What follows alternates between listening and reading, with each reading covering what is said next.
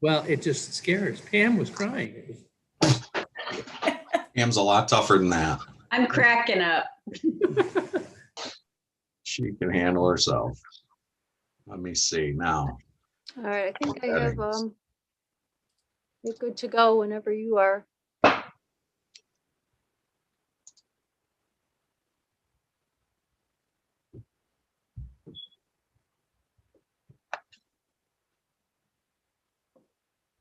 All right, do you want me to call the start? meeting to order. First item is the pledge allegiance to The flag, United States of America, and the republic for which it stands, one nation, under God, indivisible, with liberty and justice for all.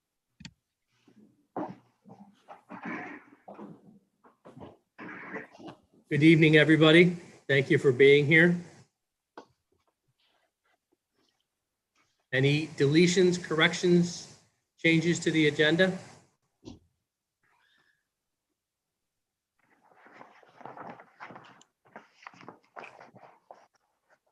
I do have a roundtable senior center update. And then F would be Loma with Bergman and Assemblyman Sturpey. Okay. Not hearing any, let's go to item 1 or 2, meeting minutes of February 8th, 2021. Make a motion, we accept them, or second. Moved by Pam, seconded by Mike.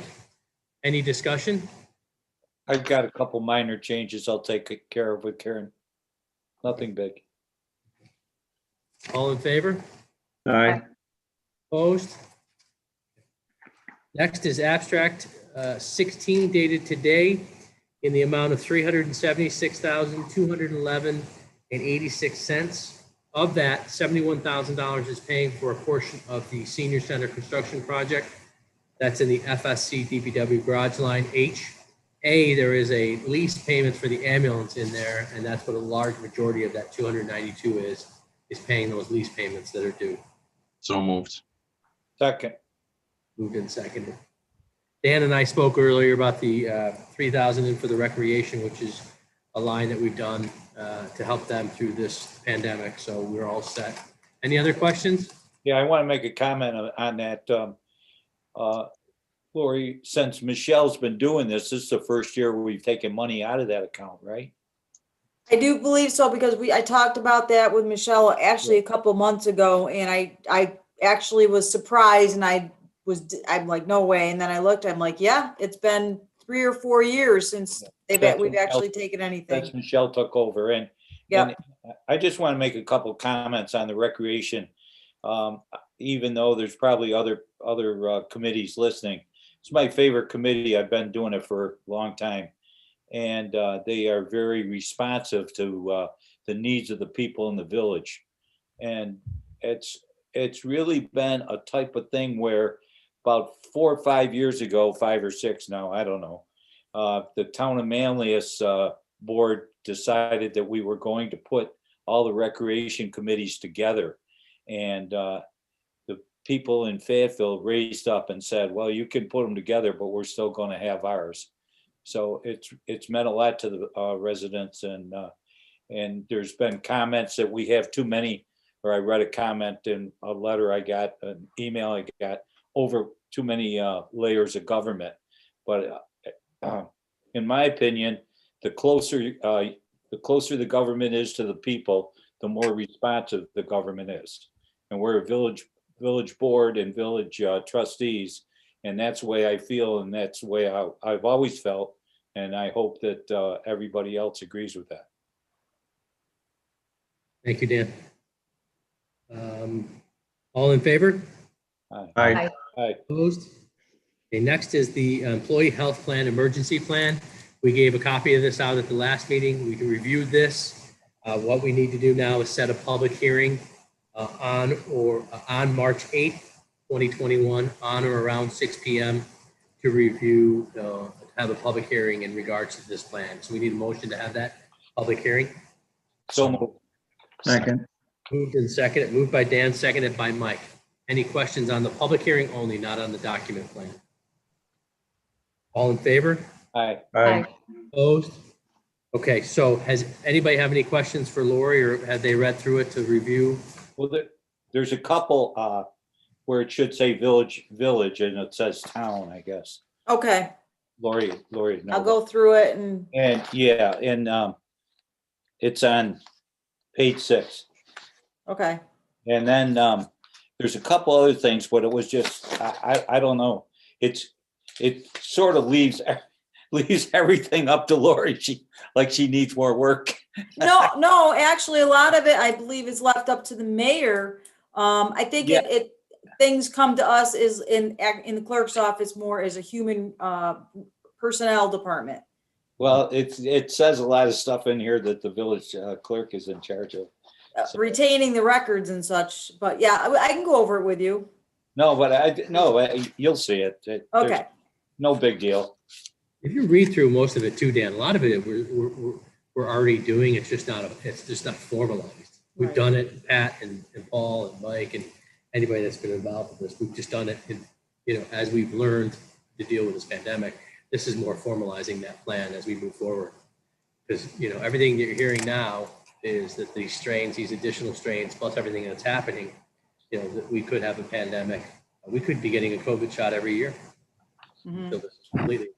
So I think it's something we're going to have to deal with. So let's get it all fine printed and buttoned up nicely, so that if we have to deal with it again, we have all the documentations and every employee knows what they're supposed to do. Any other questions? I'm going to leave it up to Lori. If she says it's the right thing, everything's right. That's good by me because it really doesn't affect us. Okay. So next is the village speed limit. Ted, were you able to review if there's anything that we can do legally to reduce from 30 to 25 or, in areas that are 25? Is there anything that we can do legally? Yes, the village has the authority for linear sections of streets to reduce the speed limit down to 25 miles per hour, but that's as low as you can go. And I'm just asking, anybody can ask a question. Why is that as low as we can go? I just wondering. Is that a state law? Yeah, it's in New York State Vehicle and Traffic Law. So when you say linear, if we wanted to say in a blanket statement that we're reducing all village speed limit signs from 30 to 25, we're able to do that. That wouldn't work. No, that's not linear. That would be an area Okay. establishment that gets you back to 30 miles an hour. So You'd we have have to go street by street, basically? Yeah, you'd have to go like Chapel Street from the intersection of Walnut to East Genesee or something like that. So we could do cash in from East Genesee to Aladdin or whatever, Brookside Lane or whichever one we want to do. Correct. Section we could do. Yes, correct. Okay. Remember, cashing right now is done from just, I think, below Polly's house to Brookside Lane at 25. Right. I'm not sure if I was reading things correctly in my research, but it appeared that anything that was village, like main streets, were subject to 30 miles per hour, and anything that was home residential was subject to 25 miles per hour. Is that, was that correct, Ted? No, the general rule is everything is 30 miles per hour on village Yeah. streets, unless you Unless we wanted to make find it, a linear section okay. where you want it to go to 25. Right, but Pam, you're saying Main Street. So if you're talking about East Genesee Street, or that's a state road. Yes, 257 is a county road. Ted, what happens in that case? You guys have no jurisdiction over the speed limits for those roads. okay. So everybody that's listening, besides the trustees, I think we have 4 people on tonight. The state controls all of Route 5 from edge to edge in the village. North Burdick Street's, I think, a state road. The High Bridge county road, I think. Salt Springs is county. 257 is state. So, I mean, there is roads that we just have very limited jurisdiction other than the village streets. But I also think that if we have the opportunity to lower the speed limit on some of these streets that we've had issues, I think we should take advantage of that. This may be a good time to weigh something in here. I had a citizen of Brookside email me last week because there was a car accident apparently on Cashin where two people collided head to head.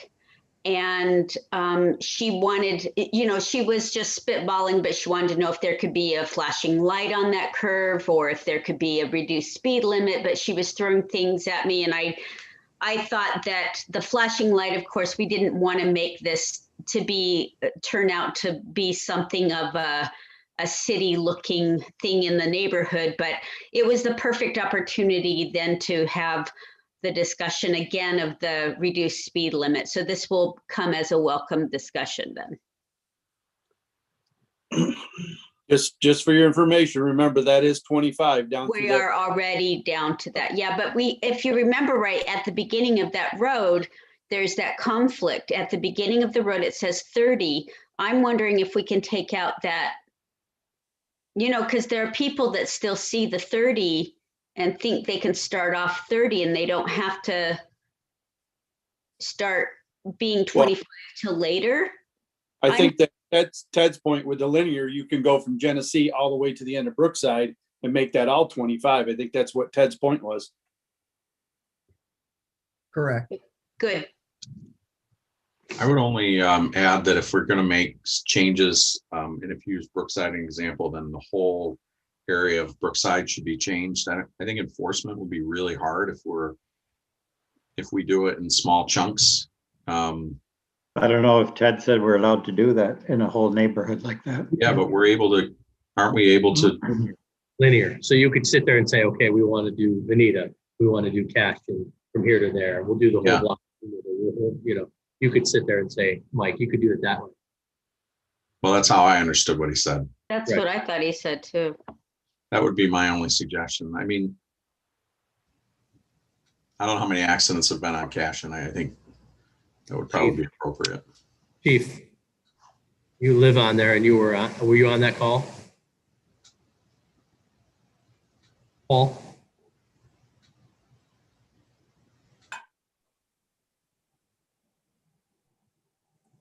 Okay. Paul's not getting on. Oh, hold on. He just texted me. Oh, he was at the call. He just sent me a picture. The road conditions weren't that good, Pam, on that call. I figured as much. And it's down actually closer to Route 5. So. Or no, excuse me. You're right. It's down near, Mike, who used to be the senior center director? It's down near her house. Oh, down near Gal Rothel's house, or Karen Fitzgibbons. Karen's. Yeah. All right. I don't think we've had that many calls, to be honest, but the chief, I just texted him to try to get on. Years ago, the DPW had an accident right in the same place with a plow truck. Okay. Pam, I'll forward this to you. You can see. One looks like it took the brunt of it.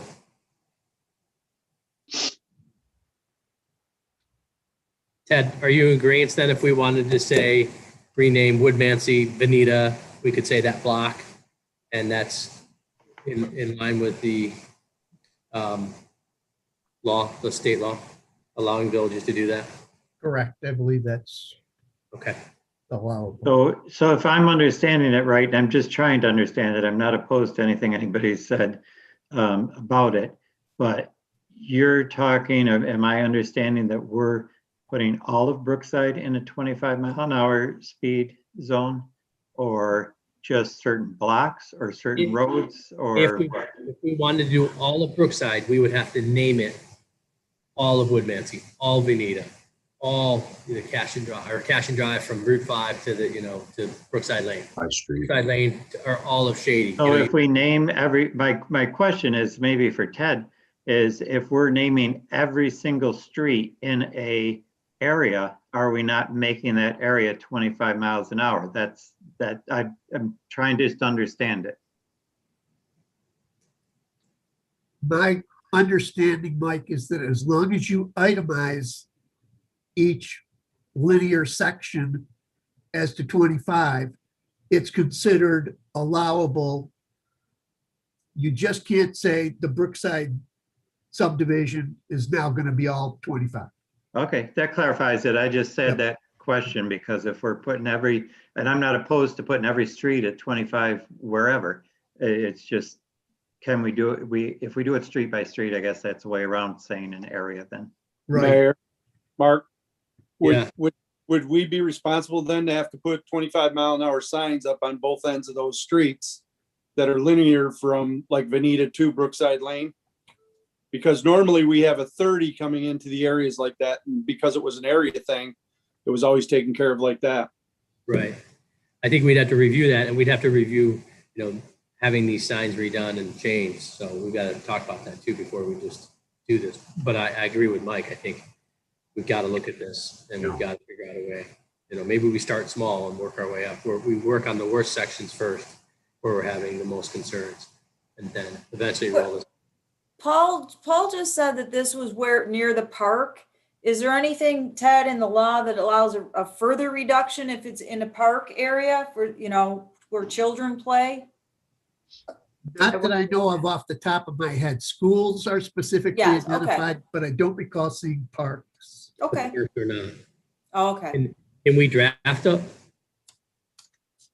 could we draft a local law that in park areas we want it to be? Ted? So if the street itself goes through the park, you can do that. You could go below 25. Oh, I'm just saying, you've got Cashin, you've got Mike's Park, sorry, Dan, Mike's Park near his house. It's covered completely by streets. You've got Beard Park, Lincoln, Franklin, Route 250, South Manlius. I mean, these are busy roads. That would be nice to have that down to 20 in that area, just to say, maybe we start with the parks. And Right. maybe that helps us. Franklin, from Manly Street to the bus garage is 20 miles an hour Okay. because of the school. Well, just during school hours, What? just during school hours. No, it didn't. Not on that street. It can't be 20 then unless we change. There's no It sign doesn't say saying. it's that. 20. I don't think it says it. Maybe it does, Dennis, but I thought it said 20. As I recall, Mark, way back in the day, is when I was looking into this, I think we have to have signs at every entrance into the village that's different than 30. Mhm. So we'd have to have a sign. I mean, if we were over in my neighborhood, for example, then you'd have to have a sign on Franklin, Lincoln, Clinton. And I'm missing something, but every one that somebody turned in off of, and that would be so they can enforce it. Right. I guess I'm just trying to figure out, one, it's where's our spots where we want to make sure that people are traveling 20. And again, if you go back to what Mike said a few years ago, you can't regulate people to do things, No, they won't follow it. Common courtesy, you got to slow down when you're near a park. We get that every year during the baseball season when they fly down by that park in front of my old house. oh yeah, So it'd be nice to slow people down in the park areas, especially with kids getting back out after, a long winter. So I think we should look at that as the first step and then work on the incremental where we find people, let them know, and listen, if you have a complaint, let us know. And we can do this we don't have to have a public hearing, Ted. We can just do it, draft it by a local legislation like we do with stop signs and other signs. I'll double check. I do believe it would require a local law, and the local law would require a public hearing. We should I see think we should see if we can change that like we do with signs, no parking signs and things like that. Is that when we change that local law, that has seemed to help. Okay. and we have plenty of information, Pam. We've done a ton of surveys, speed surveys, and it'll show you what the 85th percentile is, and You know, there's plenty of people that do speed through the streets. The good news is the 85th percentile is reasonably close to 30, which is great. But if we can get everything down 5, then even the speeders will just be that much slower going through these streets, because none of them are really wide. I mean, none of our streets are particularly wide, so, which is the way it's supposed to be. Mhm. So, Okay. and I like Mark, honestly, I like your idea of doing an incremental approach on certain spots, but All right, Ted, if you can draft us some draft legislation that we can look at the next meeting. should get Dan to talk to the police about it and enforcement though, because they're gonna wanna, that'll be their pushback. How do they enforce it? Are the sign, is the signs right? You know, especially if we just do a few streets. Okay. Okay. Chief Hildreth is having some technical difficulties. As soon as he's back online, he'll say hello. Anything else on the speed review? Thank you, Ted. So next is number 6, the town ordinance on noise. All of you should have a copy of the draft that the town sent us. We need to do 2 things. We need to review this, and then we need to set a public hearing for our next meeting to have a public hearing about the change to this local law. Ted, do you want to take us through the changes? Yep, if I can find my notes. So the town's existing noise ordinance is pretty much the same as the village's existing plan. What their proposed local law does is it adds a definition of the term decibel, which is later included in another section of the noise chapter. And under the definition of unnecessary noise, there are a number of factors that the village considers. One is the duration of the noise. The town's proposal is to modify that term by putting in specific time limitations, like noise that exists for 15 minutes within a 2-hour period is deemed unnecessary. So it's an attempt to just add some objective standards to what duration of time we're talking about. And then under prohibited noises, they include a new section which establishes a decibel maximum. Currently, the way the code reads is there's no objective standard for it, what threshold noise is prohibited. This additional section about decibels defines it at 70 decibels during certain time periods. And that time period, Ted, was the one that we, in our local law, we say dusk. Well, actually, no, when I looked, we had time limitations too.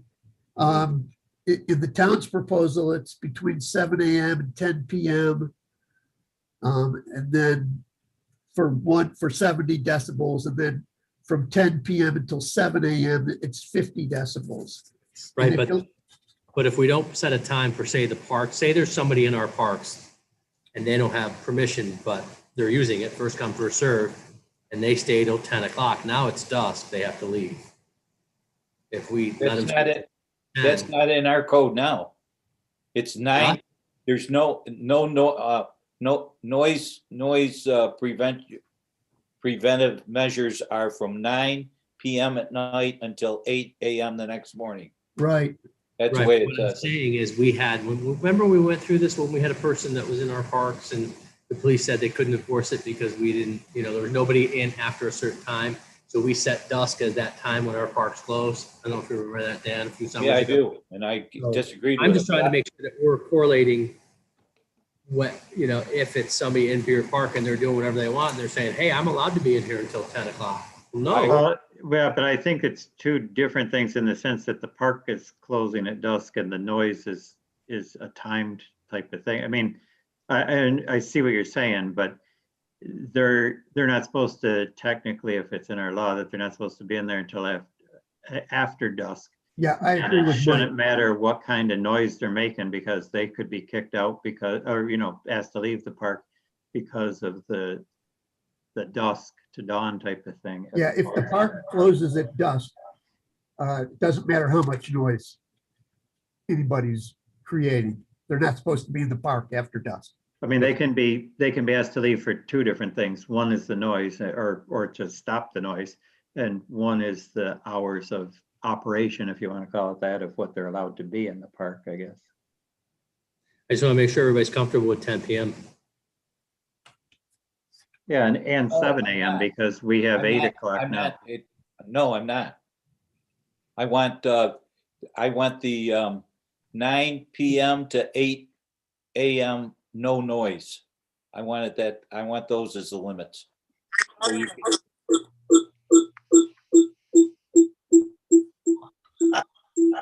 Paul's booing me. Gotta leave him alone. He's struggling right now, so. No, the way our law is written as far as time limits, I think it's the best way to write it. And I don't like these time limits that they have at all. Well, Ted, let's keep going through the review. Okay, here's, Ted, I got one other problem. You just said during a 2-hour interval. I don't have that on mine. You're talking unnecessary noise H? Yes, It and doesn't- what I'm looking at is the town's proposed changes. Well, that's what I have, the duration of noise, and it says 15 minutes, but it doesn't say 2 hours. Okay, the That's one I'm 15 looking at minutes says, within a 2-hour period. it It says doesn't? noise lasting more than 15 minutes within a 2-hour period. I didn't get it. I didn't get that part of it. Okay, fine. I'll write it in. Okay, It's not written on mine. My copy. So does that mean that every 2 hours they can make the noise for 15 minutes? It looks like it.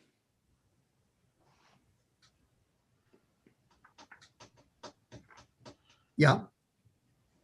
Subject to the other limitations in the code in terms of the level of the noise. You know, the 70 decibels or the 50 decibels, depending upon where you are.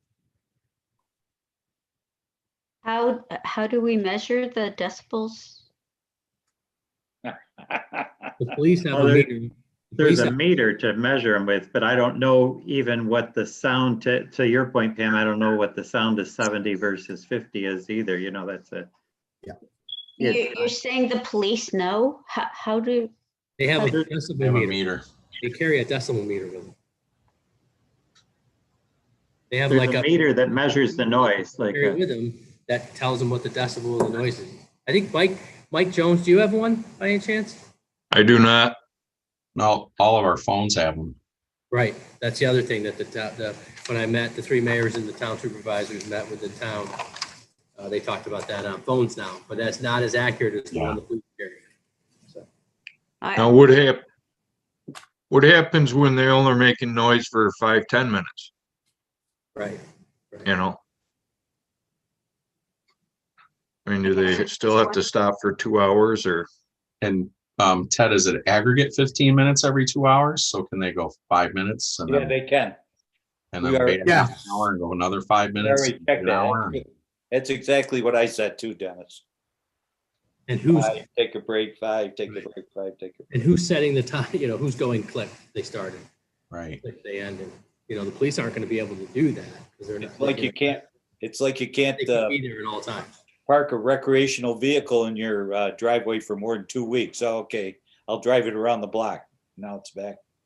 just in comparison, does anybody know what the decibel of thunder is, or, Oh, I mean, sound it's a logarithmic scale, so it's not linear, but 50 is, basically sitting quiet in your house, and 70 is about the sound of your car, a decent car at 70 about a miles. lawnmower, Dennis? My lawnmower is significantly louder than 70 decibels. Right, no, that's what I'm asking, like a lawnmower and different things people use, a Yeah. chainsaw. There's lots of things that I don't know what the level is of the noise, that's all. Well, that's a necessary noise. In the lawnmower, so I mean, it's got to be in the 90s, but it's loud. Yeah, but it's all right. as long as it's within the hours. It's within the hours and obviously it's for a normal purpose. So everyone has to. Our law says it's okay to do a lawnmower. Yeah. Right.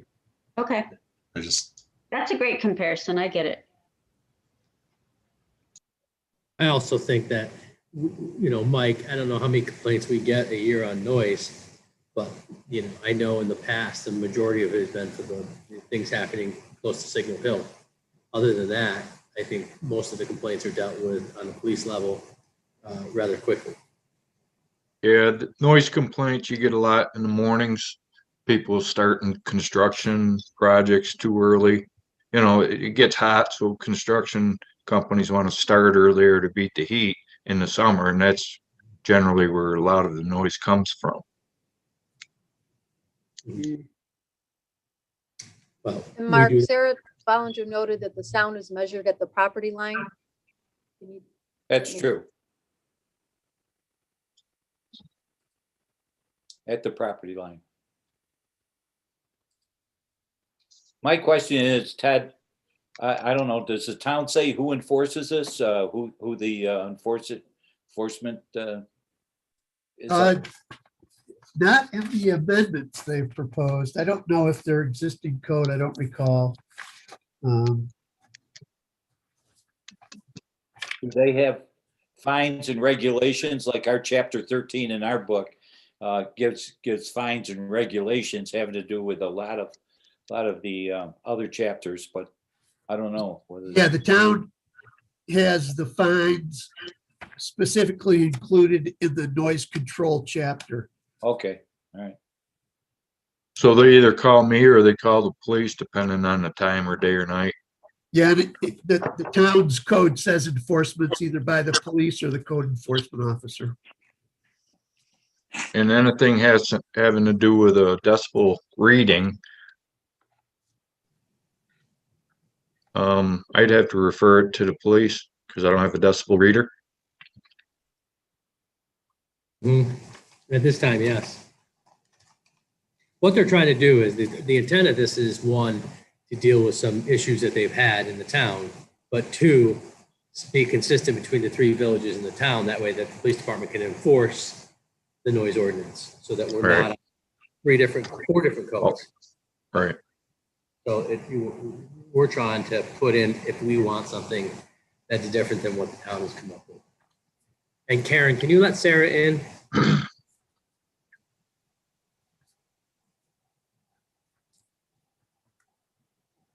Sarah can talk if she. Hi, Hey, did I miss anything in the intent with the No. town? I think we assumed that the police would be the ones measuring. You've made me aware that maybe we should get a decibel meter for codes enforcement officer as well. Anything else you want to add, Sarah? No, I think this is a good discussion. I do think that the decibel level of 70 needs to be evaluated because of the, construction projects and chainsaws and stuff like that are probably louder than 70. And we need to decide what it is we're trying to regulate. Right. And has Yeah, a the- lot of, Go ahead, Mike. Go ahead. I'm sorry. A lot of that noise we're talking about, other than unnecessary noise, falls in purview of our code with the allotted times, construction, lawn mowing, snow blowing, all that stuff. So really, all we're talking about is the unnecessary noise, And the other which thing is, we were thinking of was fireworks, that you need to have a permit to run fireworks. And I know this summer, a lot of people were shooting off illegal fireworks, and we thought this would be a way to address that. Has the town board passed this local law yet? Not yet. We're going to public hearing. Okay. When is your public hearing? Actually, I think we had the public hearing in December, but we have not passed it. You had. Okay. can I ask a quick question? If we get a complaint from someone in the village and Mike goes and addresses it, how does he handle it if it's outside the village? So if it's on the border? Yeah. Mike, he can't, so he'd have to get with the town, correct, Mike? right, I'd either refer it to the town of Manlius police or town of Manlius codes. So if you go and observe or hear, in this case, a violation, and then by the time you refer it and they stop, does that mean that they can't enforce it? Or, Well, or give them a violation for, you know, I guess it'd have to start when the appropriate authority showed up. You know, if it was on the town side, okay, police would show up, and then you'd have to record, you know, the decibels and or the codes officer. okay. I mean, I can't really, it's not my jurisdiction. It's not my jurisdiction, yeah. Oh, I understand. I'm there- just curious as if I don't want to use the word testimony. I just can't think of another one, but if you record it, is that good enough for them to issue a violation to try and make the, you know, process stop? Well, I could probably obviously talk to the parties affected and take it from there, but not every party's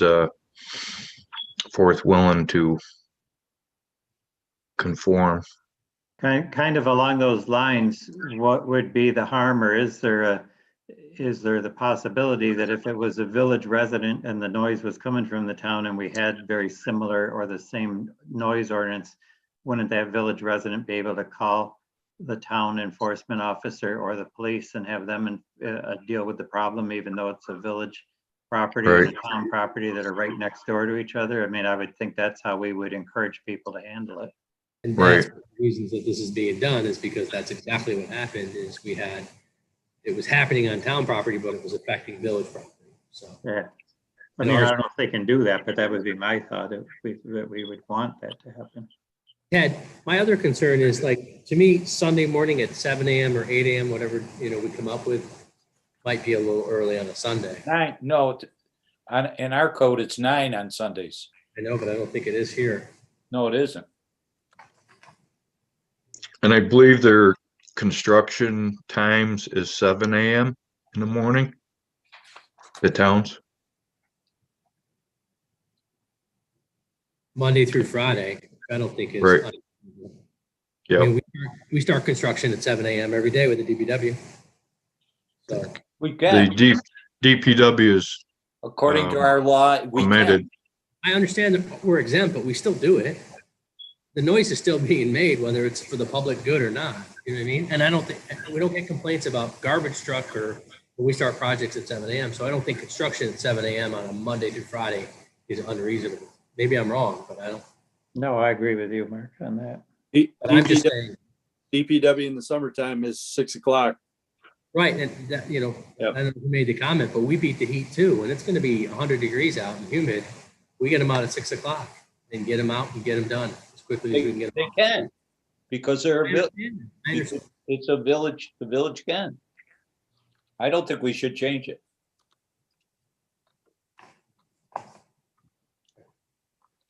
I'm not going to vote no on the law just because I want that in there, but I'm going to vote no on the law because I think the way we have it written is good. I do want a noise abatement law, though. But I also think that the Sunday needs to be, the hours need to be addressed and the Sunday issue needs to be addressed.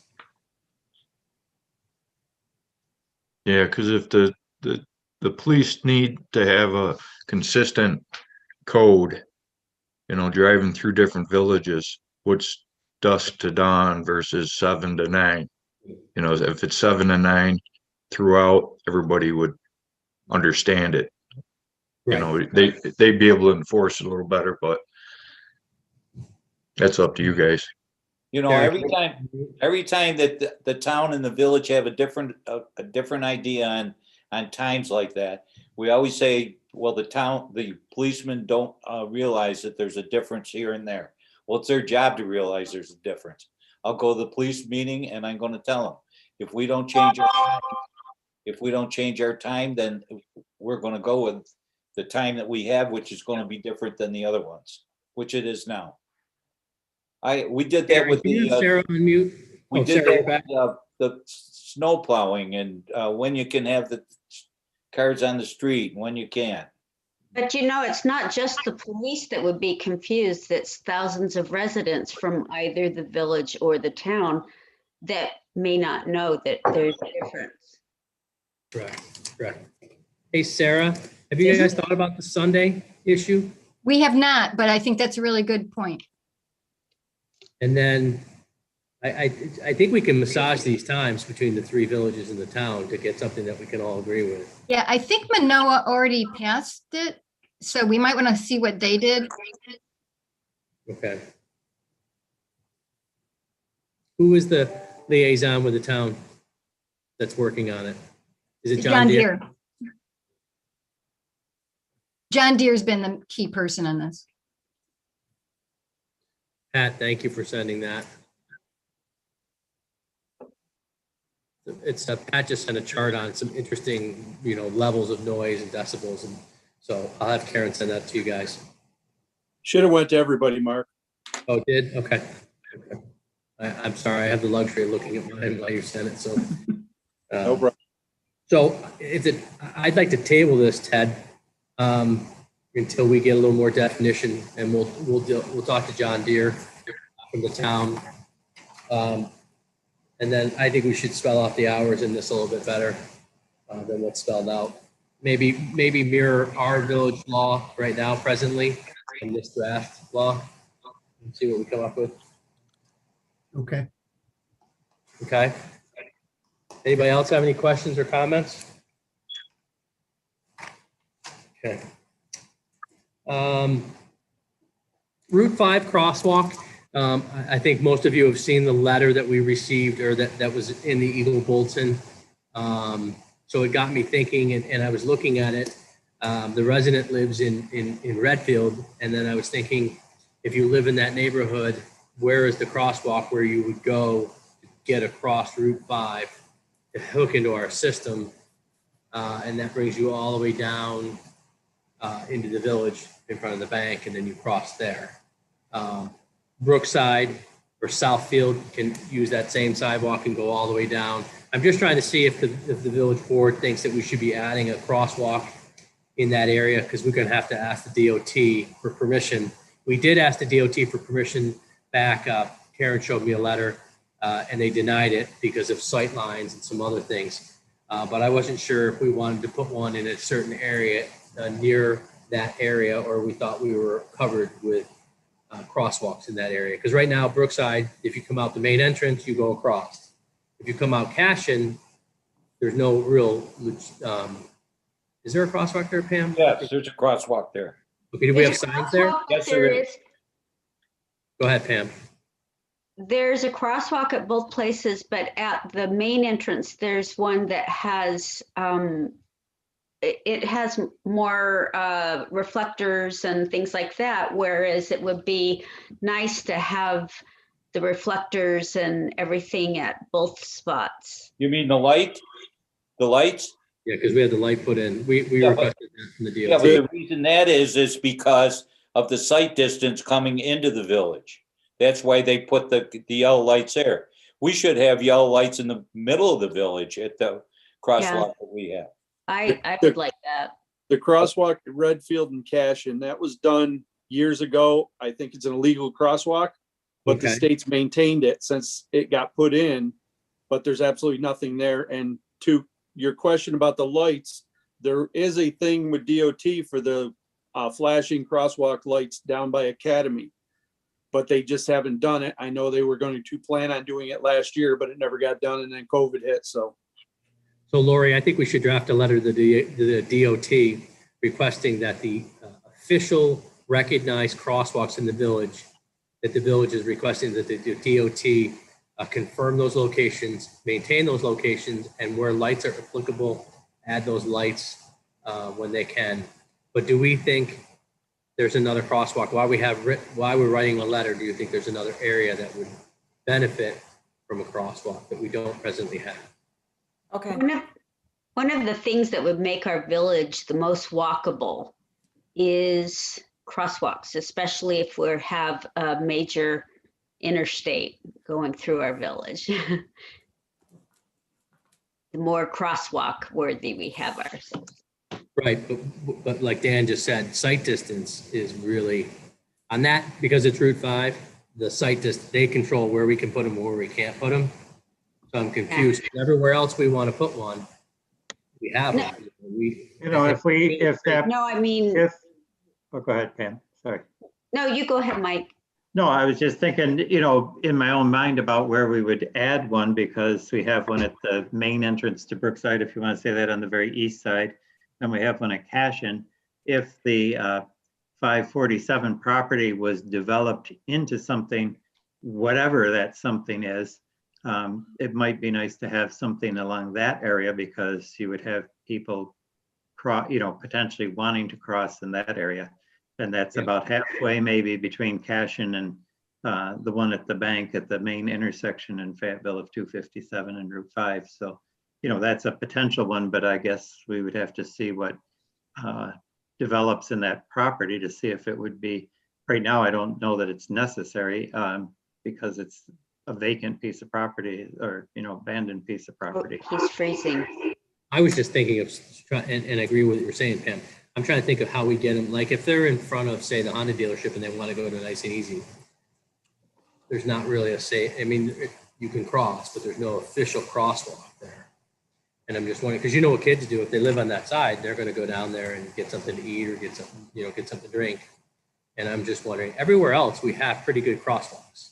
No, the thing I was going to say isn't that we have more crosswalks, but that we have more visible, more crosswalks that are visible and safe, and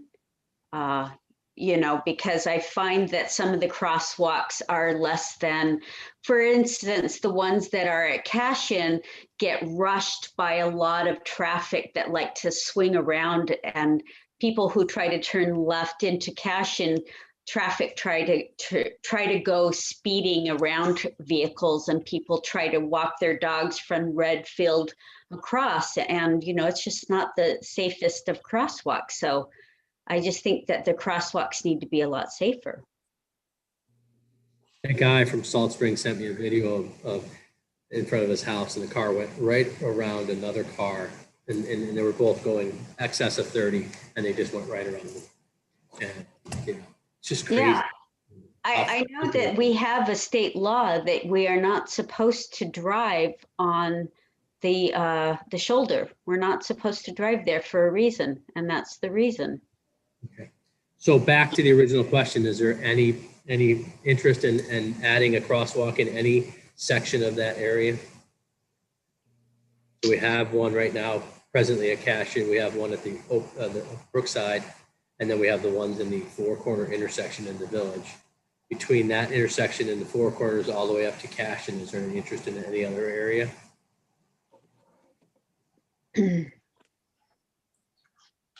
Trustees? Like I say, my opinion would be if that property gets developed, that we would look at something there. If you want to put something there with that potential in mind, or with the nice, the convenience store there in mind, with the residents that would be walking from the south side of Genesee Street to the north side to utilize something like that. I mean, that would be the area that I would consider if we were going to add one more. It's kind of halfway, like I say, between the Village proper and Cashin, and it gives people an opportunity. There isn't sidewalks coming from Cashin to, down that side all the way. They start at the post office, I think, and come back this way to the center of the Village. I would consider something there if everybody wanted to. That would be the place I would consider if I was, at my opinion. I didn't know Huntley over, at Huntley to the church parking lot or in that area. But there isn't a sidewalk from the church to the post office there, I don't think. Mark, I see Casey Highlouder in. Give me a second. What's that, Mike? I don't believe that there is a sidewalk past the post office. Is there going to the church? Maybe there is. I don't know, but Huntley is right at the top. Huntley, when we pull out with funerals, for instance, you got the hill coming up from Cashin, and so you have a shorter. I would move it down closer to the Village because of the sight distance of people coming over that hill.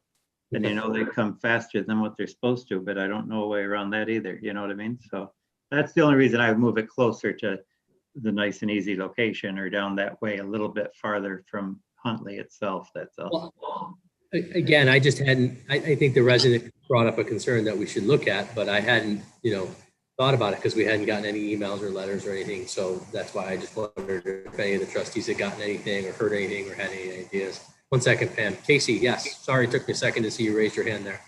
Can you hear me? I can. Okay. Good evening, everyone.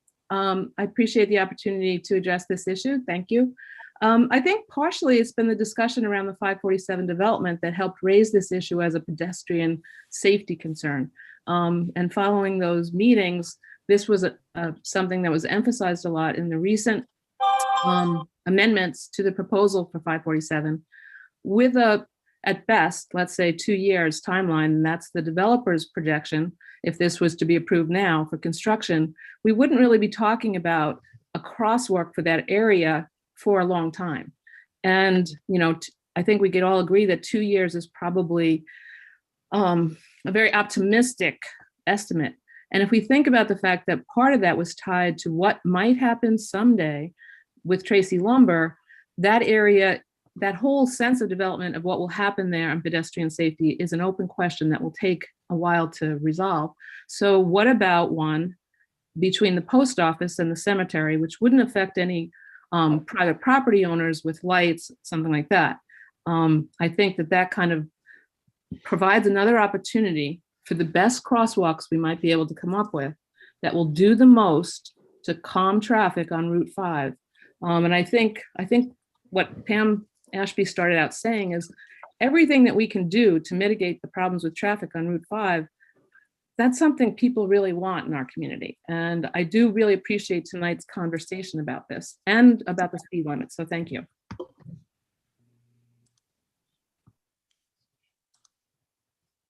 Pam? I was thinking the nice and easy and the car dealership, because people are always walking back and forth between those. I think the three suggestions that I'm hearing, we're in that general vicinity, whether it's 547, whether it's the post office. I'm not particularly married to any one location. I was just thinking in that general area, so I'm good with any So of what I'm going to those. do is when we draft that letter, I'm going to give them, 3 scenarios. Would you look at these 3 areas and tell us which one is the safest, would be used the most, and would have the best usage level in your mind, and see what they say. So we'll go with that. Okay, Lori? Yep. And Mark, for the record, I'm kind of in around the same spot Pam was. Okay. She's probably right. Well, good. But Thank like you. Mike, I'm really not married to any of them either. I just thought after I read the article and after I looked at it and I thought, how do, you can go, you'd have to go all the way down and go over, and it just, listen, Pam's right. Let's get them using it. But I want to make sure everybody understands how many sidewalks and how much we have done. We are now officially connected to every area in the village except for 1 block. And it's not even in the village, it's in the town. But we have connected everybody in this village to the village sidewalk system, whether it's through a crosswalk or a national sidewalk. 100% of this village is connected to our village sidewalk infrastructure. So I want that as clearly on the record as possible, that we have made that commitment. It took us a long time. Dan was on the board when they started it, when we got the federal money, and we have finally, with this last pull that we're doing in front of the Craftsman Inn and the up to Mont Road, we are done. And I appreciate all the work of the DPW and all of the trustees for saying yes, and Lori's help with getting the grants through. But we've done to me, I think we've done an excellent job of getting people walking out and being able to get to the areas as safely as possible. And I just want to, Mark, one other thing, when we did the last traffic study with, who was that group we did it with, the Metropolitan? Yep. Can't think of Syracuse Metropolitan Transportation. I could be wrong, but I thought for sure they recommended some sort of the traffic calming for Route 5, and a stoplight was really where they're headed. Something to stop traffic in the way for 2 reasons. Really, Slow people You might down. want to review that section when we write the letter. I do have to find it. But two, I distinctly recall them saying that having a stoplight would break the traffic apart, which would not minimize, wrong word, reduce the weight at the roof, at the five corners. So that was one of their strategies that they recommended. So there's also, that to consider. And it obviously goes in hand with the 527 development, because I know they're going to look at a light, but that's one other thing that was proposed for us, something to think about. Well, if you look too, in that report, it said that traffic builds during the day. And recently, I've been picking a different time to come in the morning, and at 7:30, Dan, you would say, I'm there watching, and we'd be back 4 or 5 lights. Now there's not even one set of lights, but you come through the village at 10 and it's built, there's a good line of cars waiting to get through that intersection. So it's building during the day. Then it releases, and then it starts building again for school. So that report was right on, but I don't think a lot of people have read that report to see the thoroughness of that study that we did to showcase what needs to be done on Route 5. Yeah, no easy solution for sure, but Mike? The only thing I was going to say is that when we do this letter to the state, I agree with what Pam said. These crosswalks have to be lit and well marked out. They can't just be put in as a crosswalk. And we learned that at the Academy Street one years and years ago. And the one at Cashin now, because of, like Pam described, cars, cutting around other cars to continue on their way and not hesitate to wait for somebody to make a left turn there at that intersection coming from either direction. The state was pretty good on the main entrance of Brookside when we asked for that. No, that's good. I think that just in our letter, we should really emphasize the fact that we need those at all of our crosswalks, if we're, just for the safety issues of stuff, that we should really put them on notice that we need to have that done. And that's one, Pam, where I think it should be lit, because of the house, when they come down Route 5 or they're coming through the village. I think you need to have that lit just for the safety of the people using the crosswalk. So. I wish I would have heard your comment because your screen froze right then. Oh, I said that one we should have a flashing something to let people know, because they're coming both ways and speed is a factor. So I think that's one where. Oh, yeah. We want that, Yeah. So I appreciate that. Okay, good. So next is the number 8, which is Limestone Plaza. Karen, or Limestone and Bishop's Brook bid award. Karen, can you let Ken Knutson in from Barton LaJudas? Yep, I already did. Thank you. Good evening, Ken. Oh, I don't see him in yet. Oh, wait. What happened? Got a question here. It's Oh, I Sarah. promoted him, but now I don't see him. Okay, I got it. There he is.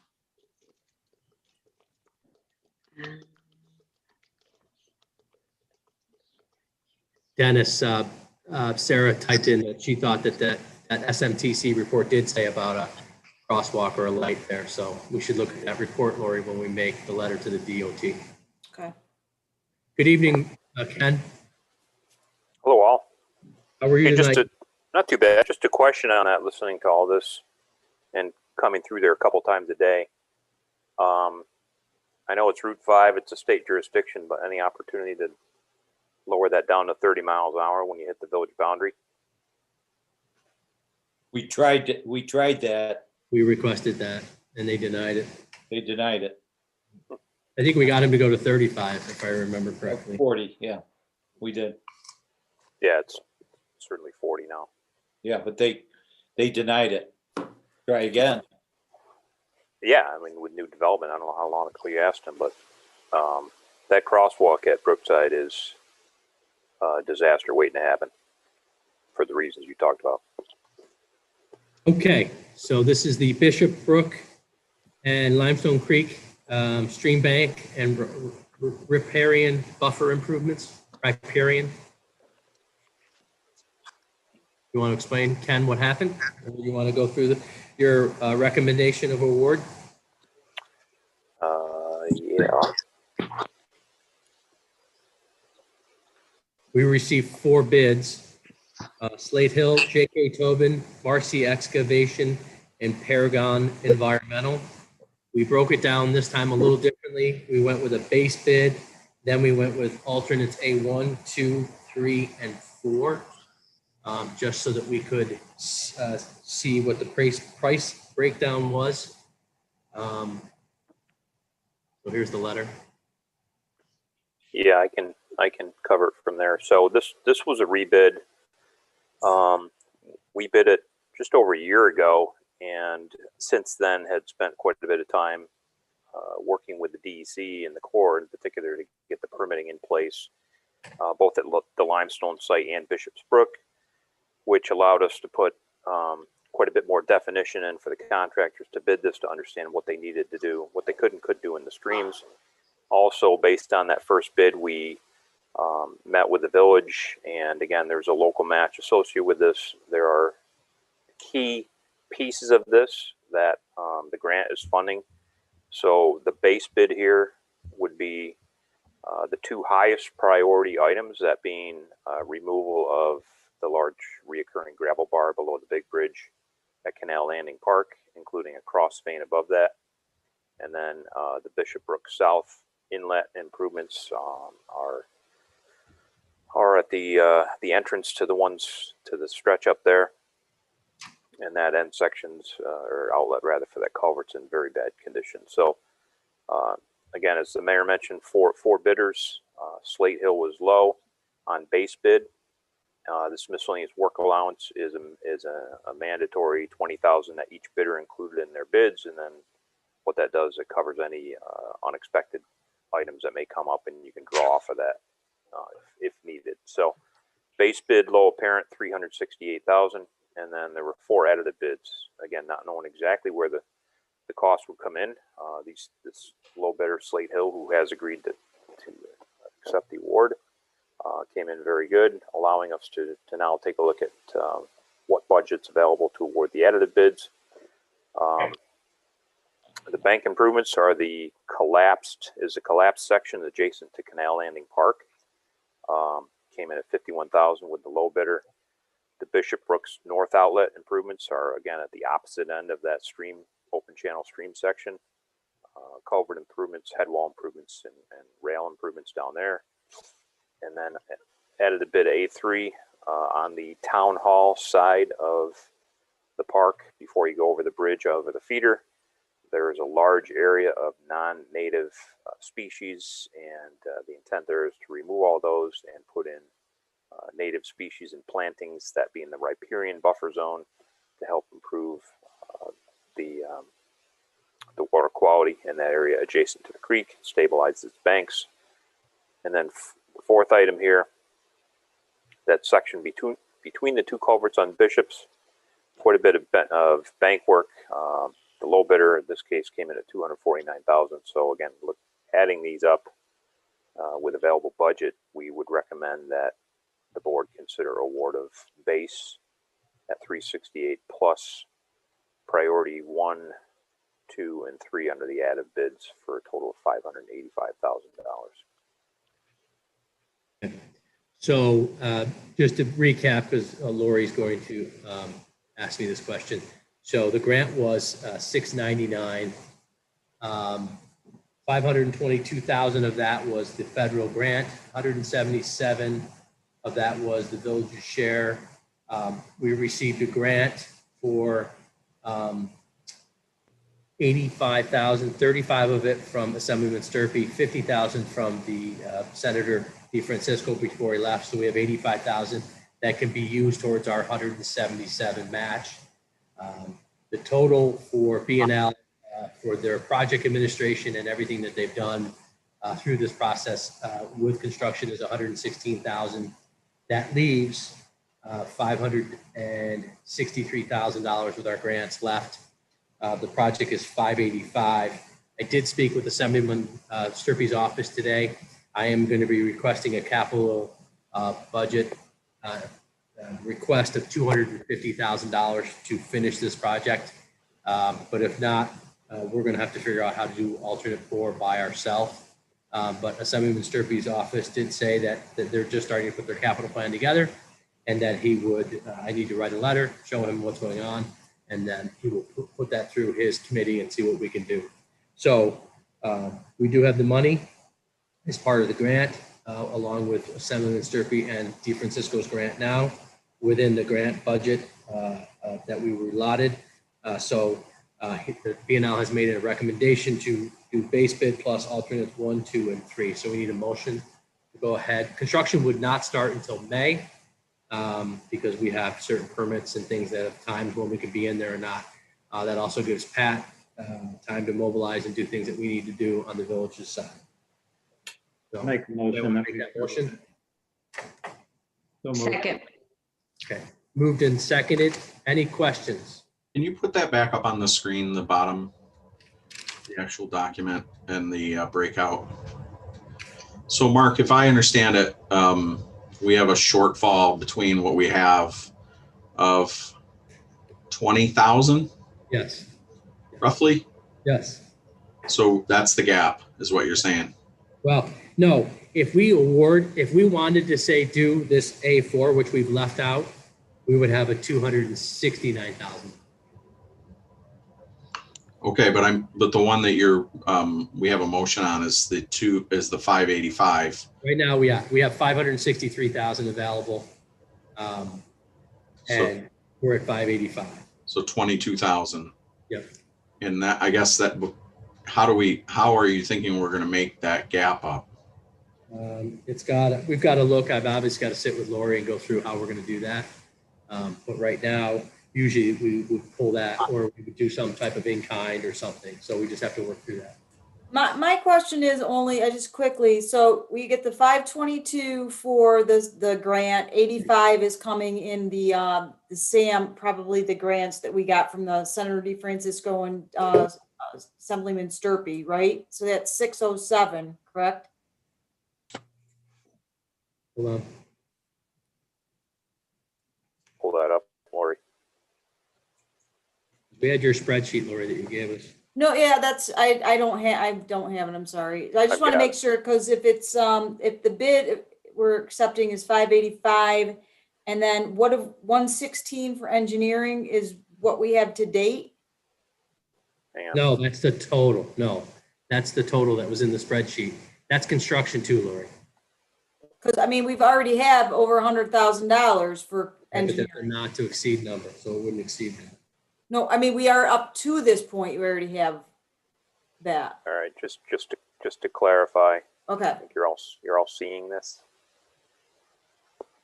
Are you Yeah, seeing the I'm Excel seeing it. spreadsheet? Okay. So the mayor mentioned 116. In addition to that, there's the 19 that was authorized for the amendment for the rebid and the, here, let me get this. Okay, here's the grant. Here's the 25% local share. If it's all cash, $699 less B&L, which included subcontractor allowance. Here's the construction. We rebid it. The additional permitting. So 115,940 or 125,948 leaves 563,052 remaining.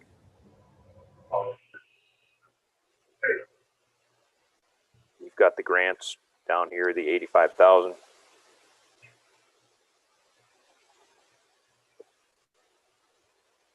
Here's base, Towards our share. base, add 1, add 2, add 3. And then if you award add 4, which is this one here, the 249, that would be your 270. So what the mayor is saying is that if you award this right here, that's your 585.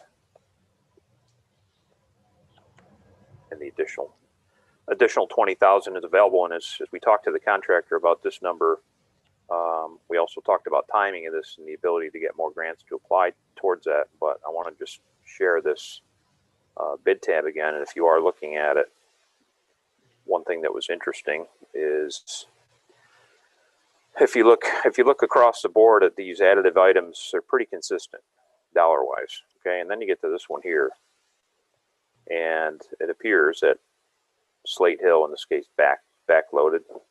You know, they had a very high number for this work as compared to the other contractors. So this will Ken, be- would you put it back up again after you, Oh, I'm sorry, I didn't do my share. the one with all the bids? Yep, I got it. I'm looking at it and I'm not sharing it. Okay, it should be coming up. Okay, so again, just we looked at the bids and reviewed those with the mayor and Pat. You know, what stood out to us is the additive bids were pretty tight across all bidders. You know, plus or minus. Slate Hill was consistent, but then when we got to add 4, if you look at the value of that from the other bidders, you're probably averaging around $60,000 or so versus Slate Hill that had 249 in there. So, you know, once we award base plus add 1, 2, 3, you've got the ability to look for some additional funding, and also, as the mayor said, look at opportunities here to apply self-help and basically revisit what needs to be done out there. And as I discussed, Lori, and I know this is a big concern as we've discussed with the DEC and Matt Kazmersky, is we need to make sure that the final project meets the full intent and the award of the grant. And it does, and there are items within here that were part of that grant that do need to be completed. So certainly there is self-help or some type of funding that needs to be applied towards this piece right here, ultimately. So what you're saying, or what we're saying, is if we have to choose, we would just throw 4 out because it's way out of line with the other ones. That's what we did. That's what the motion was, is not to do. Okay, all right, okay. I just want to, but if I had to pick what I want done, what would the pick be? So again, a couple things on additive bids. So we use the additive bid structure because that gives you, the board, the opportunity and some flexibility to award what you can afford. Okay. I know that. Now, in order to not be accused of manipulating the bids, we made it clear in the contract documents, based on our conversations before the rebid, that what are your priorities in order that you would award should you have the budget available. So A1 was priority number 1, A2 was priority 3, A3 was 4, and so on. So the bid said the basis for award will either be made on the base bid only, or base plus A1, base plus A1 and 2, A1, 3, and so on. So we've added these bids up in accordance with the basis for award as given in the contract specifications, and determined that the village has the ability to award base 1, 2, 3. So what if I'm sitting here and say, let's throw out 3 and put 4 in?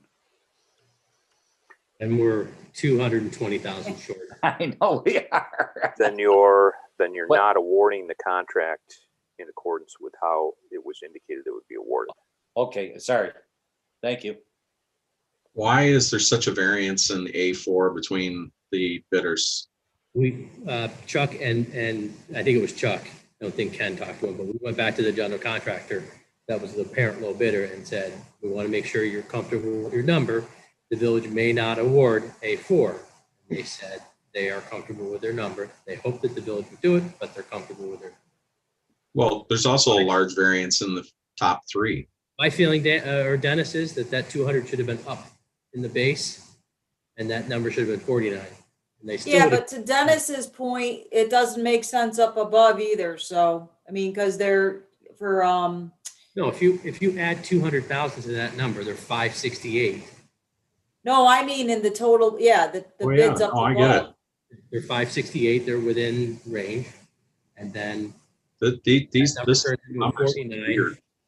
It is. I think we gave them the option to say maybe I made a mistake, and they came back and said no. Okay. All right. Listen, I mean, we need to take care of Bishop Brook. We all know we do. That's a big project. I would love to see this done. I want to know how we're going to make up that 20 grand. And then what part of the 177 is the in-kind stuff are we going to do? That's really the 2 pieces I'm interested in. 85 of it that's in the grant goes towards that. So then we We know the work that we've already done doesn't count towards that, but that's what No. we've got to sit down and go through, because we've taken some trees down and we've done some other stuff. So Okay.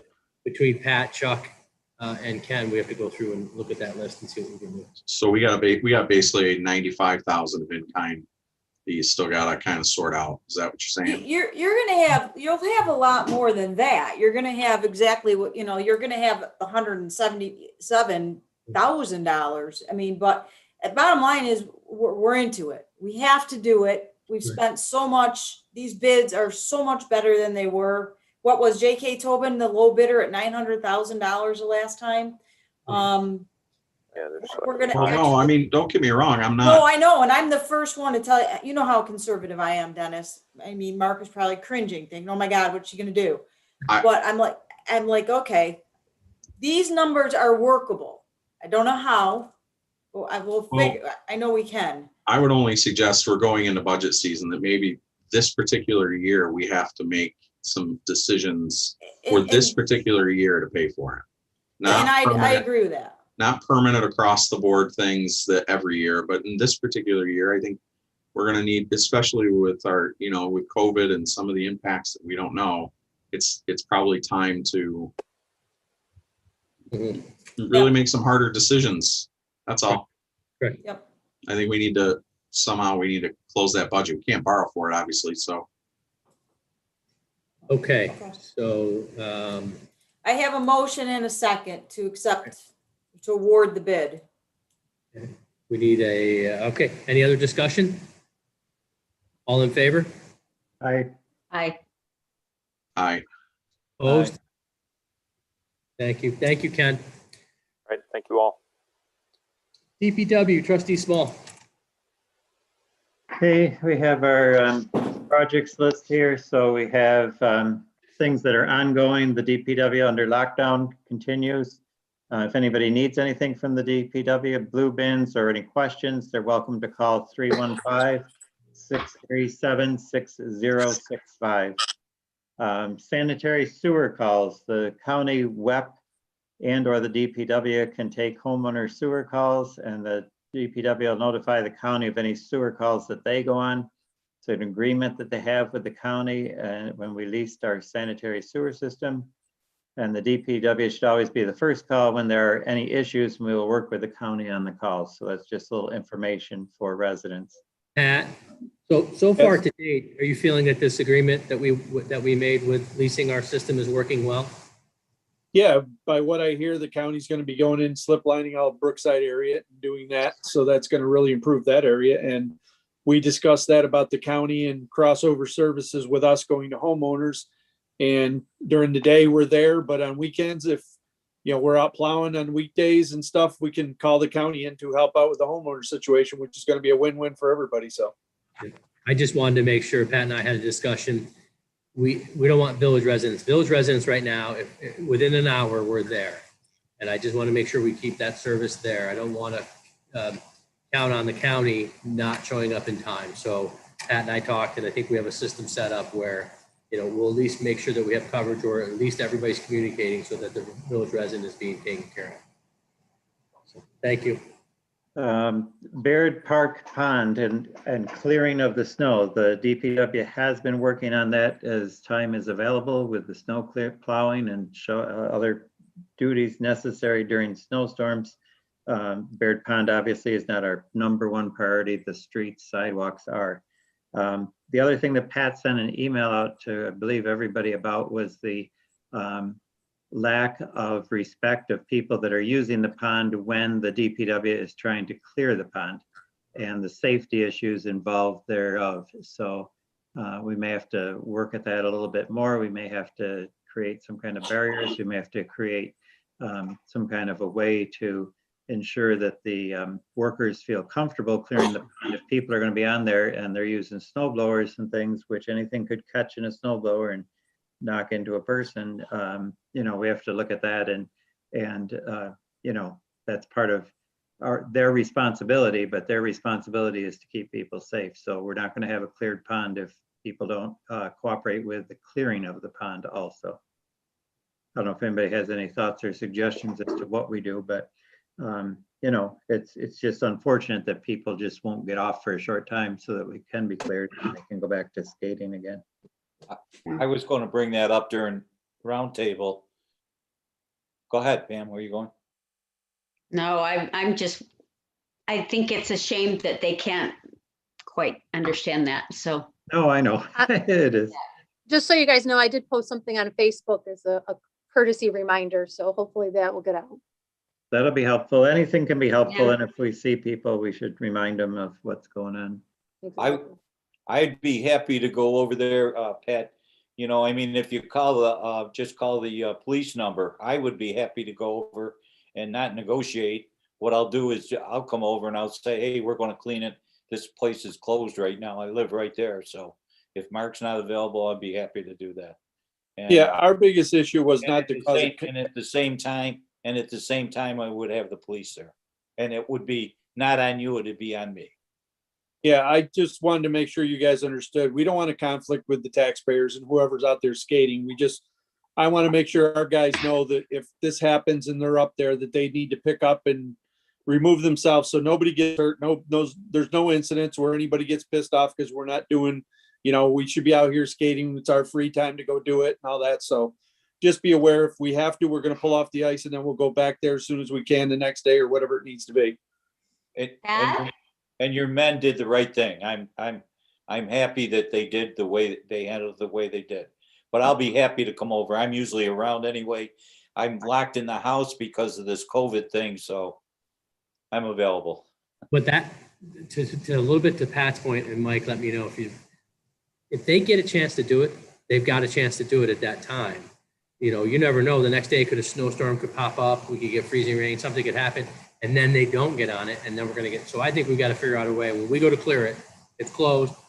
Everybody off the ice, so we can get our job done, so that more people can use it. Because frankly, you know, I just can't believe people wouldn't understand that we're trying to clear it. And please get off and please work with us. We're trying to make it nice for you. So I think we should figure out a way to, when we're clearing it, everybody off the ice and it's closed. Hey, Pat, how long does it take them to clear it? Guessing. Depends on how thick it is, or it depends on how much snow we get. You know, 4 or 5 inches of snow, like what we got today, would be how long you think? Right now, it could take up to 4 hours. oh, Oh, yeah. Everything's done by hand snow blowers. I mean, and we have a very difficult time right now because there's so many banks that people have shoveled and it's frozen in on us. So we can only clear so much anyhow. Yeah. Well, they do a good job of cleaning it when they want to skate on it. That's for sure. It's like today. Today was a great example. We were going to probably go up there, you know, early in the morning and hit it, but the snow came. We had to keep scraping the road. So tomorrow is going to be our next time to get on there if we don't get a lot of snow tonight. So it just depends on the weather and what time frame we can get up there, you know. Mm-hmm. Usually takes about a 4-man to 6-man crew up there, especially if we get the heavy wet snow like it has come in the past. Yeah. This is not an easy undertaking. No, I know. And it's amazing we do it, quite honestly. It's a huge service for people who want to use that pond. But it's an iconic place to skate and something that's important. You got to do it. Dennis is absolutely right. It's an asset that we should take every advantage of so that people can use it. And hopefully that the residents, the ones that live in Fayetteville, hopefully are not the ones that gave them the hard time. Well, we're working on those signs like I put it in there to put up around the Franklin Street side, Lincoln Street sign. At least give some people some warning with an orange sign that says, please, you know, give us a chance to clear this ice before you come out there on it. And hopefully that'll deter some people and we'll be able to do it a little bit safer. Pat, you said it takes 4 hours to do the entire thing. Can you divide it in half and close off half at a time and just to allow people to use half of it at a time while you clear half? Hey, we've tried that in the past. The problem is usually when we get going, it's just like a big circle to keep going around that. If the pond was as good as the ice is right now, we could clear that whole thing, we'd be looking at edge to edge, the full ring. And to clear that, a snowblower can only throw snow so far. So you have to be able to go through past that, and then you have to blow it again to get it off the ice. And that's the biggest difficulty with it. And trying to do spot clearing is really difficult for us. And the other problem with people shoveling, as Pat mentions, it now is frozen into like ridges and banks where they've shoveled an area for them to skate. But the snow, where you put those banks of snow, that acts as insulation. So that starts drawing water up from the pond onto the ice or through the ice and makes the soft spots and stuff like that. So the best way to really do it and to have the very best ice is to be able to clear all the snow off before people get on there and start doing their own thing. I understand people do their own thing when they, and that's good. I don't want to discourage people from doing stuff, but when they shovel, they should be shoveling it all the way to the edges of the pond, just like he described. The snow blowing has to happen. And not everybody, probably nobody really understands the whole process of the ice and the functionality of the snow on the ice. Just a stick lying on on the ice out there with nothing on it will draw the water through there. That organic material will, disintegrate the ice that's forming on there and stuff. So it's a very complicated thing, and it doesn't have to be understood by everybody. It doesn't have to be, everybody doesn't have to do the job, but if we're willing to do the job, we just got to have people let us have that opportunity, which will make it great for everybody. And one more thing, Pat, that construction mesh, does that take long to put up as a barrier for a temporary cleaning? The problem with that, anything you snow blow off the edge or the ponds, it just buries that kind of fence. Because all we're doing is forcing all that snow that's laying on that pond to the edge where the rocks are and where the sidewalks are. Then we have to go through and clear that. So the barrier would have to be way out for the distance of the snow that gets projected off of the snow blower. So that would be a hard thing to do, is putting up a fence and be a temporary thing anyhow. Okay.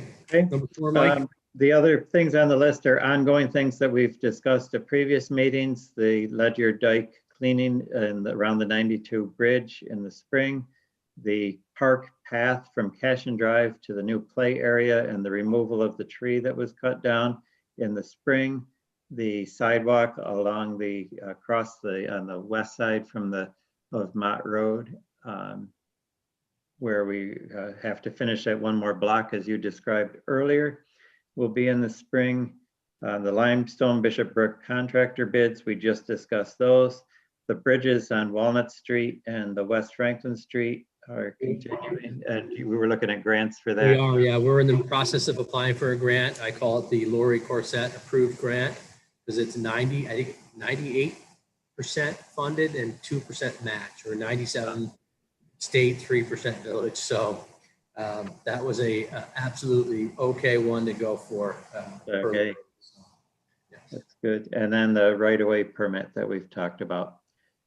As far as purchases, the motors for the exhaust system, we talked about at a previous meeting, and that's on hold until they get some better weather and can investigate that a little bit more like we discussed at our earlier meeting. Was a request that we received to remove a tree at 208 Center Street.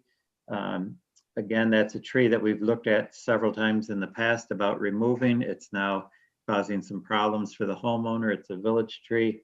It says here in your notes that National Grid does not want to take it down, as they are just secondary lines that go through there, not their lines, maybe particularly, if I'm understanding it correct. Pat is continuing to work with them to see if we can't figure something out with them, but it's a little bit more of a pushback than just a yes. With that, he got a proposal from Bartlett to remove the tree, which is $985. So I don't know if we want to give it a little time to see what we can do with the other people. We want to pay for this. I would say that we would at least approve the motion so that if we go through National Grid and others and we can't get anything, then at least Pat has to go ahead to get it done. Okay, so I would make a motion that we would approve this bid from Bartlett for $985 to remove this tree, if it can't be done any other way. Second. Okay, any discussion? Pat, is this, all these pictures and everything, is this just something new that they're doing? Yeah, it says Bartlett's new representation when Jason took over after Tom Maloney left. He takes pictures of them now so you can actually see what you're looking at and where it is and things like that before they do a proposal. Okay, I like them. I thought it was nice. Yep. I also forwarded that on to Leslie, so she knew about it, what was going on with that tree, and she was okay with the process of what we were doing. Okay. So far, as of today, after talking with Grid, they're just between their book down between that and Emerald Ash Borer, they're probably going to be a big no on that tree right now because of the secondary. It's not primary wires to them. So, Okay. Any other discussion? Pat, Yep. you're great at talking to them. The Niagara Mohawk. I know a couple times it seemed like it was an impossibility that it was going to happen. no, Maybe, I know you're great at it. Maybe you talk to them again. Maybe we can get the homeowners to call them. yeah, that's who initially did call them, and Grid did come in and say they would take part of the tree down, only to get the tree and the wires separated, but that was all. Then I got on the phone with Danny Way and we discussed it with Grid, and they're like putting a little pushback on us. We're still trying. You know, I'm going to make a phone call tomorrow again just to see, hey, can we get this done, or is this a definite no, you know, from what we're looking at? So, Well, don't give up because I've seen you do the impossible with them before. So we try our best. Okay. Any other comments or questions? All in favor? Aye. I, Opposed? Okay. Anything else for the DPW, Mike? Nope, just that I want to thank them for doing a good job with all the snow that we've had just recently. We had a long time with winter getting here, but once it came, we seemed to have quite a bit of it, and they're doing a good job on the roads and on the sidewalks and keeping everything up to where we would expect them to do that, and we appreciate all that they're doing. we got a couple lights out on the bridge, Pat, and is there any way we could change those to LED or not? I've got to look in that when I get some time. Dan Mark had suggested that through the county grant that we got for the sidewalk improvements and stuff. And we have some of our Sternberg lighting up towards the village that are out. We need to look at those and get some of those LEDs replaced too. So it'll be coming soon. Okay, thanks. Lori, I think we have money in that, left in that grant to do that. You're on mute. Mute. Mute. Can you hear me? Now I can. Okay, yeah, I don't know if it's closed out because we did do it so long ago. I just will check. We didn't use all that was available though. I know we still had money left over for the lights and for the sidewalks left to do. And I think Brooklyn came in. I thought you were talking about a different one. Yes, you're right, for the Main Street. Okay, yep, 100%, yes. Good. Yes, Pat, let's look at that because I think Dan's right. That will Yep. look better. No, I'm not right. I got a lot of helpers. One of them smiling at me right now. I know you can't fall down because you're not next to me here, but you know, it's lonely in this room all by myself. Okay, next is the fire department. Trustee Kinsella, Chief Hildreth. I don't have any applications. I do know that they had a successful meeting with 5 new possible, for sure, on Saturday. I know Paul was there. Dan, you should have 4 applications. There's 5. Are they in his box? Okay. Yeah, they're in, we signed them. They're in my box.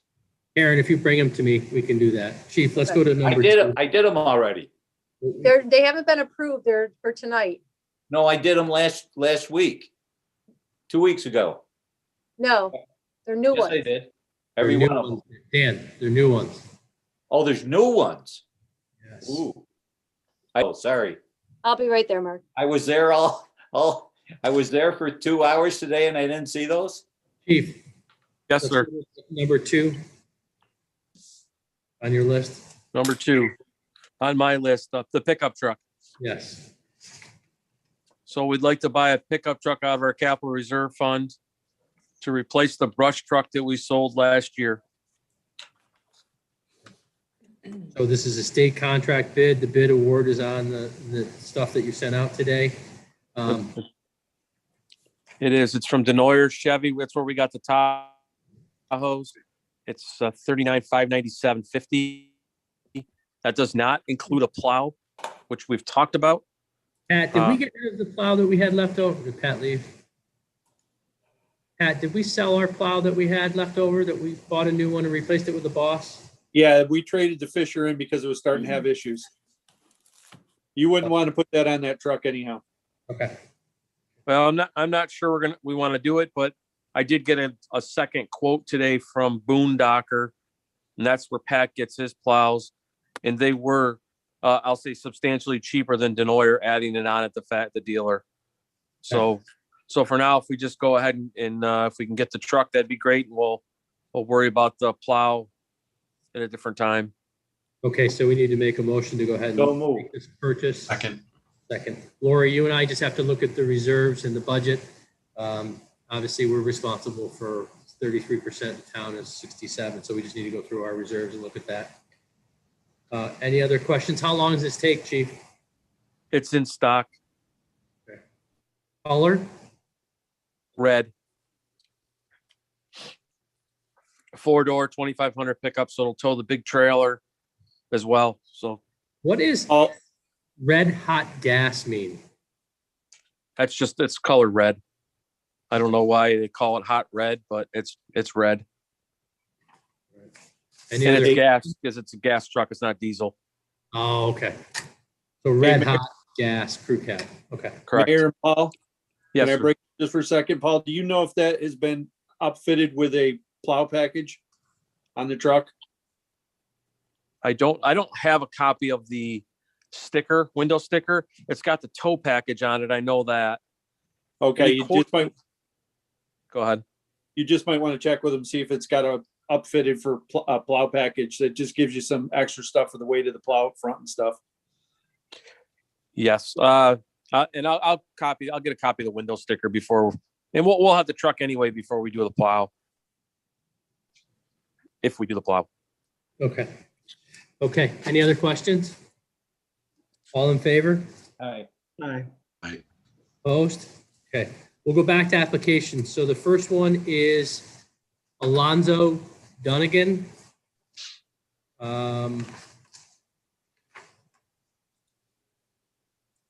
Apparatus driver, exterior firefighter, aide, medic, paramedic. That's the first application.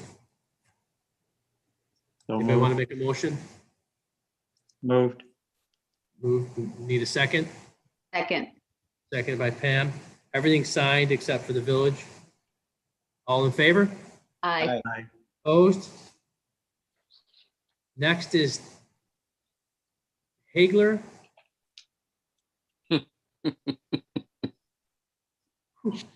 Ty Hagler. So moved. Hold on, I'll tell you what he wants to do. Driver aid, paramedic, so EMS. All things have been checked. Moved by Mike, need a second? Second. Second by Dennis. Any discussion? All in favor? Aye. Aye. Opposed? Next is Jared Butcher. And this is fire and ambulance. So Everything moved. has been signed off. Moved by Dan. Need a second? Second. All in favor? Aye. Aye. Aye. Opposed? The last one is Julian David Durory. And that is, we're still, it says that the backgrounds have been checked. They're not dated. So we'll confirm that before we approve that. And this is ambulance, EMS. So moved. Second. Moved and seconded. Any discussion? All in favor? Aye. Aye. Opposed? Okay. Now we're back on track. Chief, next. I made a statement today that we're not going to have our banquet for this year. So we'll have to figure something out later in this year to do something for the membership, but we're not having our annual banquet again this year. Okay. That's just too bad. Oh, well. The next thing I have is I need to replace, I sent it out to you, Lori and Dan. My ID tag system is no longer working. I've been working on it since November to try to replace it. And I have a quote for a new one. It's $3,511.15.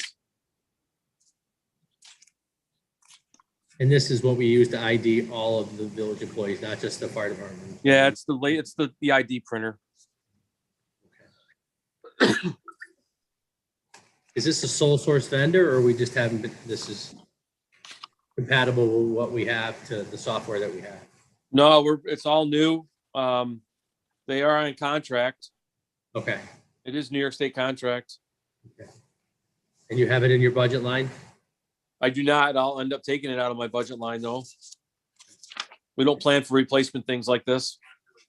How long did the last one last? We've had it since we moved in the building. Almost 10 years. Okay. Any questions? We need a motion. Moved by Dan, seconded by Dennis. All in favor? Aye. I, Opposed? You skipped over membership update, Chief?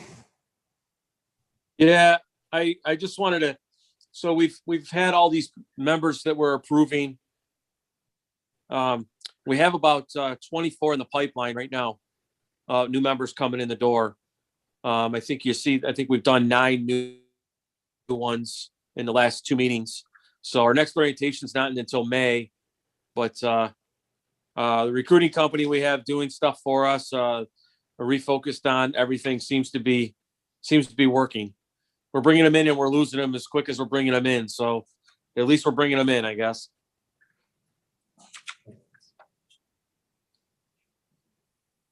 Suction units? Yep. 2 of our old suction units took a turn for the worst. They're $705 a piece or something like that. So I want to buy 2 out of my 3410.2 account. Do we need a motion? So moved. Second. Moved by Mike, seconded by Dan. Question, Chief, does the new ambulances when we buy them, they don't come with suction units, or is this a portable suction unit? These are portable. They come with onboard. Okay. These are portables. Any questions from everybody? All in favor? I, Opposed? Okay. And last, Chief? Sir, service awards is all set. It should be good to approve it and move forward with paying for it. Okay, so there was no objections to the list or no? Nope. We haven't seen it, received any written or verbal complaints? Okay. I'll So double check the list. I'll double check the list with Lori again tomorrow, just to make sure that it's the same list, but there's been no changes or subtractions or deletions to it. So we need a motion to authorize the list that was given to us by the chief to have the money put in the individuals on the LoSAP awards into their account per the policy of. So moved. Need a second? Second. Any questions? All in favor? Aye. Opposed? Anything else, Chief? No, sir. Thank you very much. Thank you. Roundtable. Dan, you're right in the left-hand corner. You're going to go first. Okay, I want to talk about the letter to businesses having to do with the trash and the recycle. I thought when we discussed it, we were only going to go recycle. Okay. I can cross that line right out, Dan.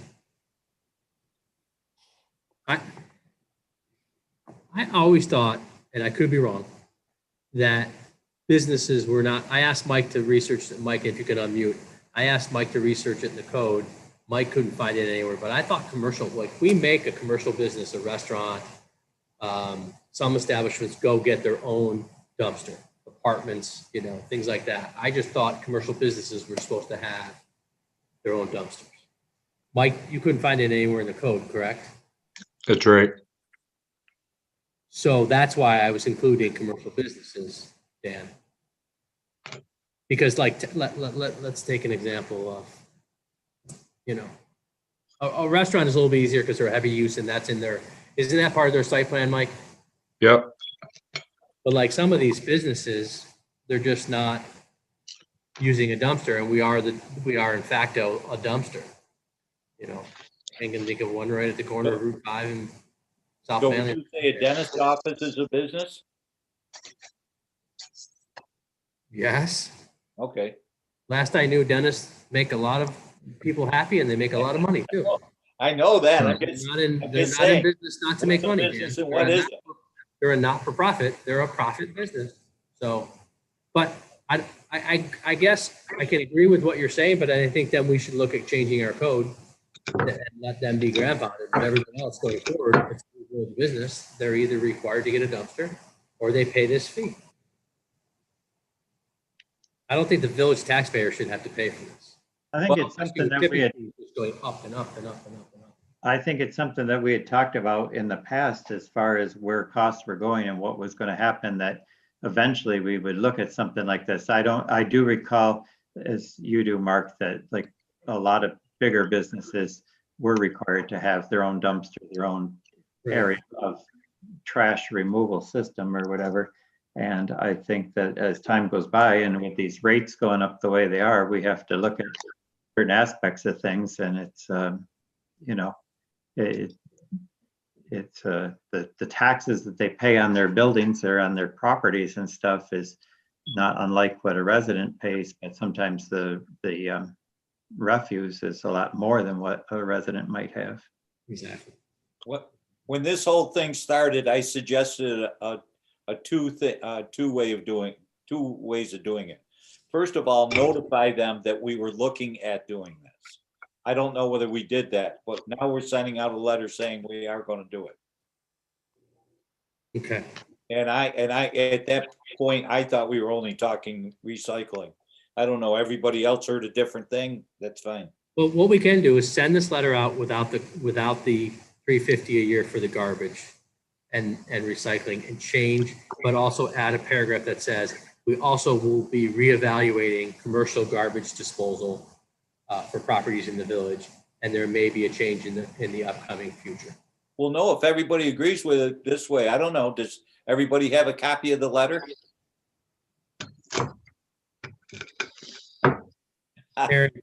Karen? I do. I did email everybody just before the meeting. Okay. It says, it's like it's labeled, it's a document. You have a copy Doesn't you have can a- put up, Karen? Pardon me? You have a copy of it you can put up? No, I took hers. No, let me find it. Another computer. All right, Dan, let's go to the next topic while she's looking for that. All right, I have it here. Just let me Oh. share the screen. Just quick. I am quick. Let's see.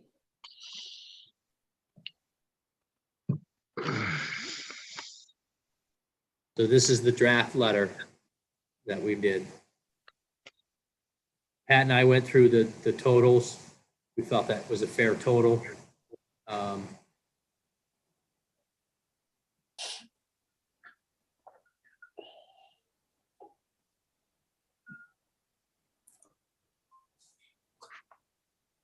We got to change the date from February 1st to whenever we send it out. Plus, we also gave them till April.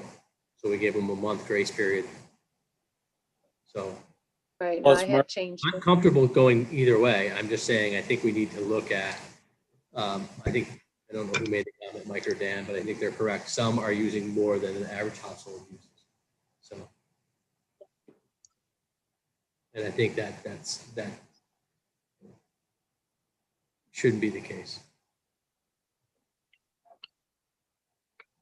Everybody good with the letter so far? And everybody want to go with what Dan's saying? You just do recycling now and then add a paragraph for the garbage and then we'll maybe address it in June. See how people react to this letter? Well, definitely the recycling. I mean, you see some of these places, you drive by and you see pile after pile of cardboard and things in front of their businesses and stuff. I mean, there's a lot of that out there. The garbage, I can go either way on it, whatever everybody wants to do. But I agree that maybe we should put it in the code. Yeah. That, Yeah. But that's what I said from earlier. now on, the planning board approves any business, they automatically know that they're gonna have garbage. They gotta pay for garbage. Okay. Right, and I don't know that you want dumpsters in every single little business. It might be better just to have them pay us to do it. You know, I mean, I would like to see that as part of the code, depending on how we do it, but yes. How do you handle properties that have both apartments and business in it? Well, Like next apartments door. have, they're supposed to, most apartments, Mike, I mean, we've looked at, you and I have driven through, I know the McCarty's have a dumpster, Fayetteville Pines has dumpsters, the Marillac, they have dumpsters. They have dumpsters, yeah. You have Well, I a think- few buildings that are mixed use though, like next door. Right, How do you, right. No, that's a good point, Karen. Good point. To be honest, I would do it all at once. I would do garbage and recycling all at once. I Just know, but like a Band-Aid. I understand that, but if they challenge it, that it's not in our code. Yeah, and if it's Sure. to Karen Shepherdson's point, I would say if it's owner occupied, that's one thing. If it's strictly rentals and a business, then that's a different story. You know, residential is, Wouldn't it be more prudent to actually change the code then before we do this? I mean, I believe we could probably do that relatively quick. yeah, I'm fine with that. Mhm. Another great idea from Lori. And it's not very Mike, you costly. remember, Mike, what was the section of the code that you reviewed?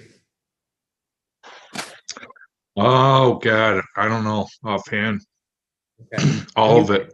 Can you get a copy of that section to Ted so we can get it reviewed? Okay. Okay. And also there might be something, I don't know, is there anything, and I can look at it tomorrow, in when they're going through zoning, they're planning to, you know, I know they talk about trash and pickup and all that too, so. Right. I know with restaurants they do and some Right, shops, I know they do, yeah. but I don't know if they do it with like, say, like, you know, next door, that's a perfect Right. example. Well, the Okay. Chinese restaurant down the bottom of the hill is loaded with Recycling. trash out there Recycling, yeah, that's the one I was referring So to. is the coffee every shop. Thursday. Yeah. So obviously they didn't talk about it with them. Well, and you don't know what was discussed and put in place, but never enforced. And now you'd have to look at every single one of those properties and how it was approved in Right, order to do it. Now, if we're going to change the code, then we change the code and it doesn't matter how it was. Perhaps it doesn't matter how it was approved. Initially, it was, you know, because I have a feeling it was approved differently than what's been going on over the years.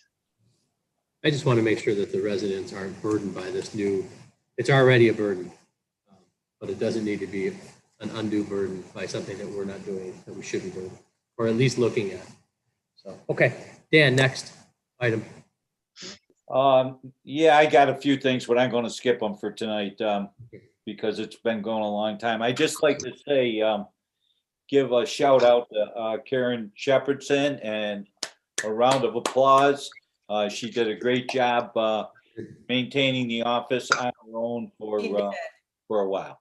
Thank you very much. absolutely. no Thanks a different lot, than what Karen, Lori for would all have done. So No. thank you.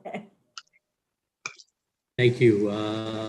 Mike, I really don't have anything. You're going to talk about the turkey dinner, which I'll be helping you with and things. And I guess the only thing I do think about is I do miss being able to meet in person.